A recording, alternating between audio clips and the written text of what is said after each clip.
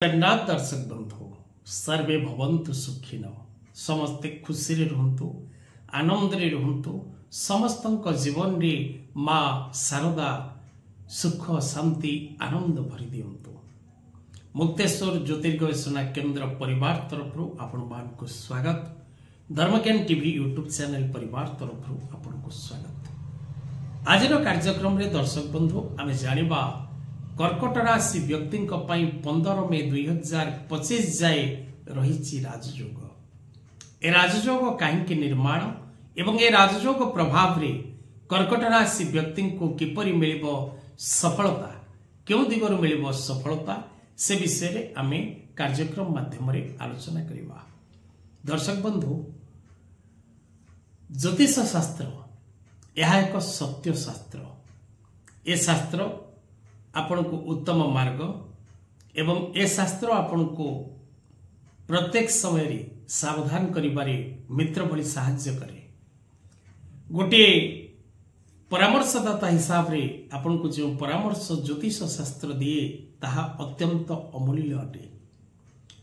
तेबे ज्योतिष शास्त्र आपण को परामर्श दउची प्रत्येक कर्कट राशि, कर्कट लग्न, नाम राशि रे कर्कट, पुनर्वसु, पुष्या और अश्लेषा नक्षत्र जो मानकर प्रत्येक कर्कट राशि व्यक्ति 15 मे 2025 जाए सफल होगा को जाउची आपणकर भविष्य।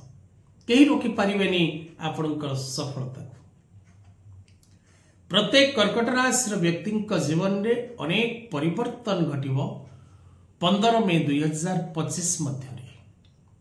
कर्कट राशि व्यक्ति 15 मे 2025 भितर भूमि, भवन, वाहन क्रय करिबा एवं दूरयात्रा करिबा एवं नूतन व्यवसाय आरंभ करिबा बा कर्म क्षेत्र रे स्थान परिवर्तन करिबा बा नूतन कर्म प्राप्ति करिबार जोग पूर्ण रूपे रहुछि।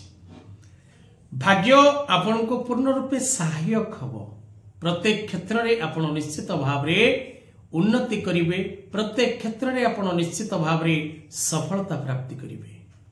प्रत्येक कर्कट राशि भगवान शंकरंकर आराधना करिबा निश्चित आवश्यक। आपण सुखरे थांतु बा दुखरे थांतु, प्रत्येक समय रे भगवान शंकरंकर आपण आराधना करंतु। सोमवार रो व्रत रखंतु। जीवन रे सफलता आपण को पाखु चली चली आसीबो। मोती रत्न धारण करिबा, भुवनेश्वरी जंत्र कवच धारण करिबा एवं प्रत्येक संक्रांति दिवस रे, प्रत्येक पूर्णिमा दिवस रे देवी मंदिर बा महालक्ष्मी मंदिर दर्शन करिबा। तबे आजिर कार्यक्रम रे आमे आलोचना करिबा जे 15 मे 2025 जाए कर्कट राशि, कर्कट लग्न, नाम राशि रे कर्कट एवं पुनर्वसु, पुष्या और अश्लेषा नक्षत्र कर्कट राशि क्यों दिगरु पाइबे सफलता। कर्कट राशि जदि आपणकर बयस विवाह बयस उपनीत, आपण निज पई प्रस्ताव बा आपणक पिलार कर्कट राशि पुओ बा झियो आपण ता पई प्रस्ताव देखुचंती। ए समय रे आपण आपणक पिलार विवाह स्थिर करबा पई निश्चित भाव रे चेष्टा करिवे एवं आपणक पिलार विवाह स्थिर होबार अनेक चांसेस रहिछि। जदि ता जन्म कुंडली रे कोनोसी ग्रह जनित दोष रहिछि सेति विवाह मैरिज लिंगरिंग होछि देन अनदर, बट आपण निश्चित भाव रे जदि जातक रे कोनोसी ग्रह जनित दोष नाही बा कोनोसी महादशा आपनकर अशुभ नाही, तबे निश्चित भाव रे आपनकर विवाह 15 मे 2025 मध्य रे फिक्स हबा बा पूर्ण होबार जोग रहिछि। जो माने नुआ घर, नुआ जागा बा नुआ गाड़ी क्रय करबा को चाहतांती सेमानक पई मध्य समय सफलतापूर्ण रहिबो। आपण ए समय मध्य रे भूमि, भवन, वाहन क्रय करिबार जोग सृष्टि हबो एवं आपण निश्चित भाव रे शुभफल प्राप्ति करिवे। कोर्ट कचेरी, माली मकदमा कार्य रे कर्कट राशि रे व्यक्ति विजय लाभ करिवे। कर्म क्षेत्र रे नूतन पदपदवी, नूतन दायित्व लाभ करिबार जोग रहिछि। जो माने क्रीड़ा क्षेत्र रे अछंती, जो माने चलचित्र बा मीडिया सेक्टर रे, एक्टिंग सेक्टर रे अछंती बा जो माने राजनैतिक सेक्टर रे अछंती बा जो माने एडमिनिस्ट्रेटिव सेक्टर रे अछंती, सेमानक पई स्थान परिवर्तन पद परिवर्तन मान सम्मान लाभ करिवार जोग रही। कर्कट राशि व्यक्ति विशेष माने नुआ चाकरी प्राप्त करेंगे, नुआ व्यवसाय आरंभ करेंगे एवं पुराना व्यवसाय रे आपण प्रचुर लाभ कमेबे।